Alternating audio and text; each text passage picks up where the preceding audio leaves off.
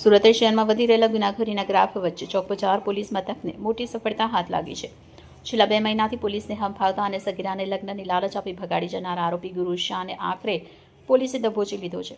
પોલીસે આરોપી વિરુદ્ધ અપહરણ અને દુષ્કર્મ સહિતની કડક કલમ હેઠળ ગુનો નોંધી આગળની તપાસ તેજ કરી છે. આ કેસની વિગત મુજબ આજથી આશરે 2 મહિના પહેલા સુરતના ચોકબજાર વિસ્તારમાંથી એક 15 વર્ષની સગીરા રહસ્યમય રીતે ગુમ થઈ. પરિવારની શોધખોળ બાદ જાણવા મળ્યું કે ગુરુ શાહ નામનો યુવક તેને લગ્ન કરવાની લાલચ આપી ફોસલાવી પોતાની સાથે ભગાડી ગયો. સગીરાના પરિવારે આ મામલે ચોકબજાર પોલીસ મથકમાં ફરિયાદ નોંધાવતા પોલીસે તપાસનો ધમધમાટ શરૂ કર્યો. ચોકબજાર પોલીસની ટીમે ટેકનિકલ સર્વેલન્સ અને હ્યુમન ઇન્ટેલિજન્સની મદદથી આરોપીના લોકેશન ટ્રેસ કર્યા. 2 મહિના સુધી અલગ અલગ સ્થળોએ નાસ્તા ફરતા આરોપી ગુરુ શાહને આખરે પોલીસે છટકું ગોઠવી ઝડપી પાડ્યો. પોલીસ તપાસમાં ચોંકાવનારો ખુલાસો થયો કે આરોપીએ 15 વર્ષની સગીરાને પોતાની સાથે રાખી તેની મરજી વિરુદ્ધ અનેકવાર દુષ્કર્મ આચર્યું. પોલીસે સગીરાનો કબજો મેળવી તેને સુરક્ષિત રીતે પરિવારને સોંપવાની અને મેડિકલ તપાસની તજવીજ હાથ ધરી. આરોપી ગુરુ શાહ વિરુદ્ધ દુષ્કર્મની વિવિધ ધારા હેઠળ ગુનો દાખલ કરવામાં આવ્યો. રિપોર્ટર ચેતન તરી, બુલેટ 26 ગુજરાત ન્યૂઝ, સુરત.